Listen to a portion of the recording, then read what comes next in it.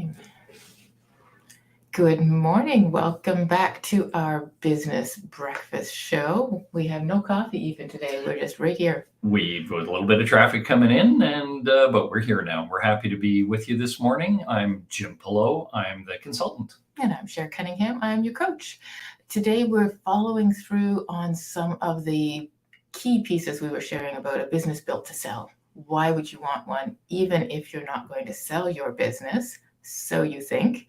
As your business grows, that thinking sometimes changes for you. And if you begin with the end in sight, which is where we started this series on Monday, you'll find you make different decisions that make the business more valuable to you as well. So what I want to chat with Jim about today is, what is it actually that makes a business that is built to sell? What are the pieces of that?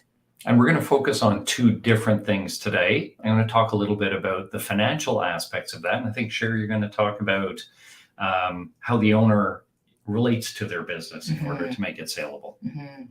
So I'm going to start off with the financial side of the business and let you know that when someone is prepared to buy your business, what they're actually buying, I mean, apart from your equipment, if you have equipment, or your real estate, if you have real estate, but apart from the hard assets, what they're actually buying is the future profit that you've created by being in business.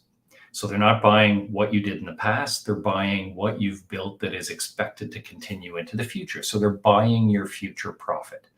And that, the economics of that, or how that's called technically, is goodwill. And on our session, both Thursday night and Friday, if you're coming to our event live here on Cedar Point, you'll learn more about goodwill. So let's just talk about a little bit about how that has to work in order for you to have a saleable business. In general, it varies by industry, but you should expect something like a 10% return on sale. That means your profit at the bottom of your profit and loss statement, when you divide it by your sales, should come to about 10%. That's a general rule of thumb in business. So if I'm getting ready to sell my business, can I stack the deck in that direction? Does that make sense? People, that's a great question. People do that. There's a process pre-sale that is called grooming a business.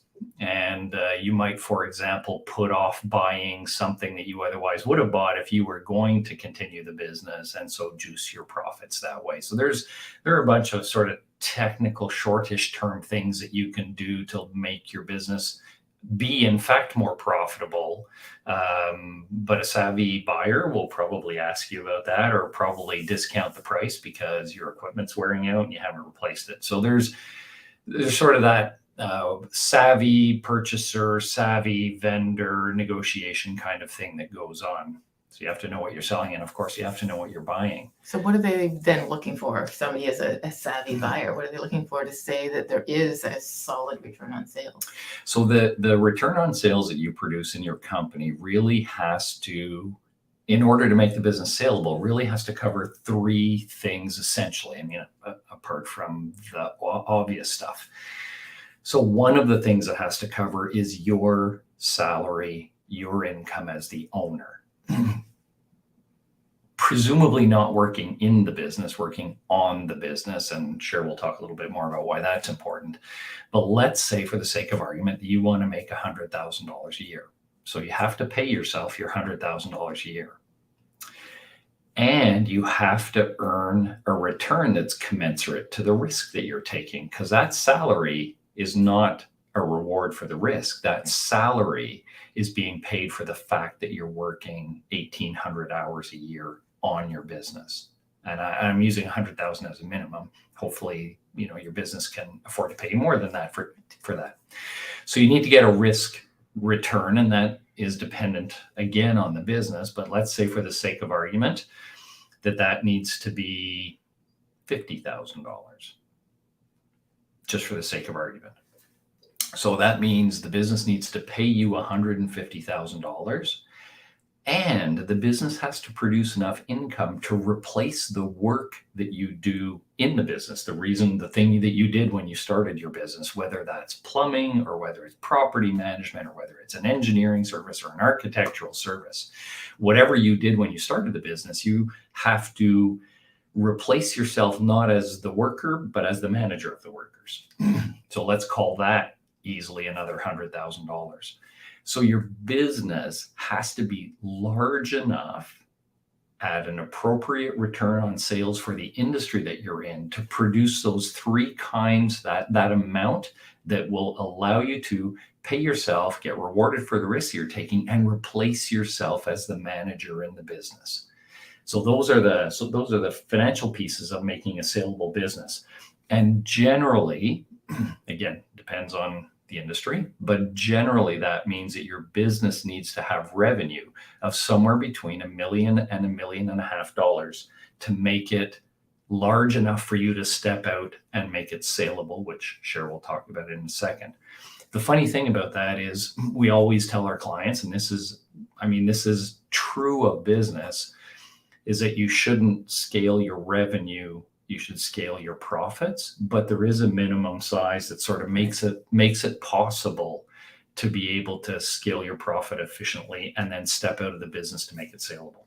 That analysis is actually super valuable. It's one of the reasons we do that in a sounding board session, go through the numbers with you, because success really is math.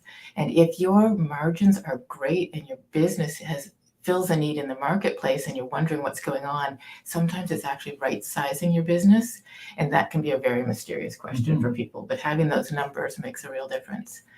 So the other piece of that that has been alluded to by Jim is that you need to not be working in the business for it to be a saleable business, because just as you want to have the business paying off for you, giving you time and financial freedom, the person buying that business should not be buying you.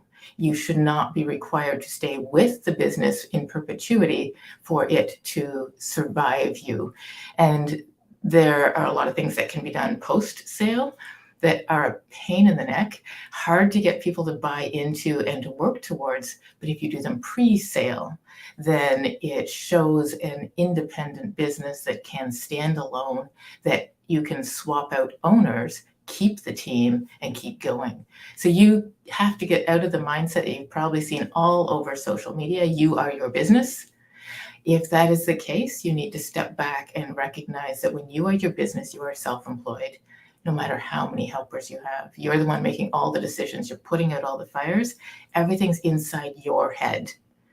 The way to get out of that is actually systemizing your business, having somebody pull that information out of your head and grab the key systems that must be documented for someone else to be able to step in. Bonus of that, of course, is then you can go away on a 4-week vacation and your business actually grows instead of it floundering. So you come back and you're not putting out 4 weeks of fires. And that's really the test. As you start systemizing your business, you set a drop dead date of I'm going on a 4-week vacation in 18 months. And the test coming back then is, how did things go?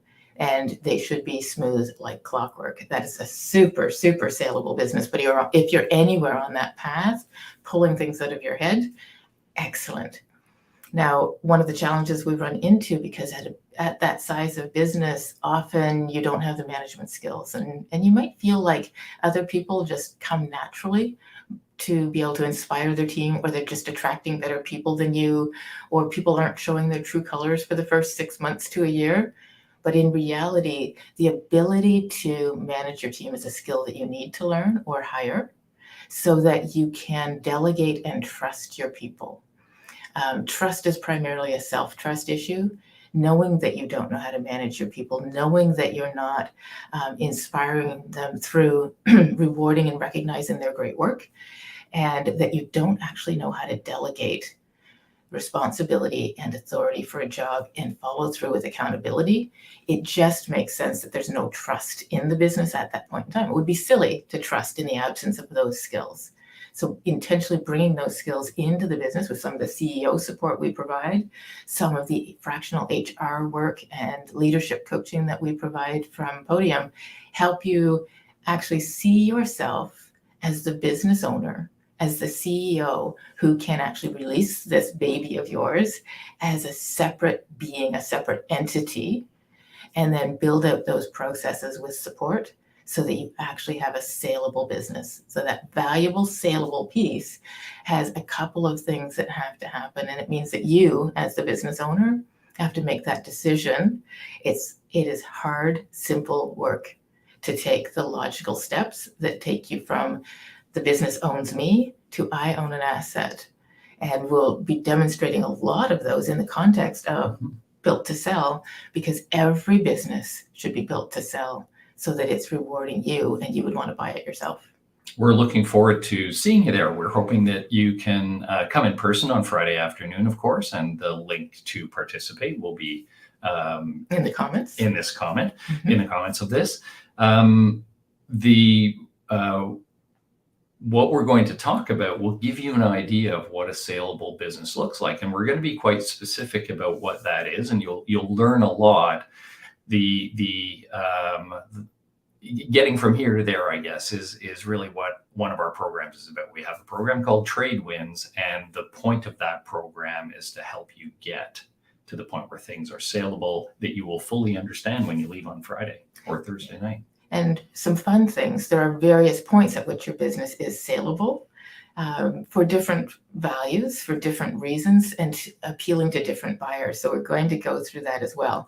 The point at which you go, my business is killing me, can I just sell it? That's not one of the points. No.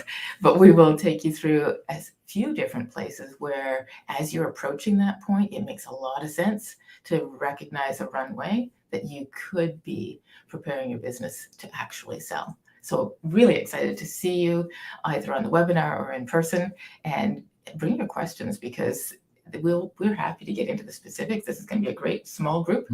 You'll have lots of individual time to ask wonderful questions. Thanks for being with us this morning. I'm Jim Pillow, I'm the consultant. And I'm Cher Cunningham, I'm the coach. Looking forward to talking to you soon.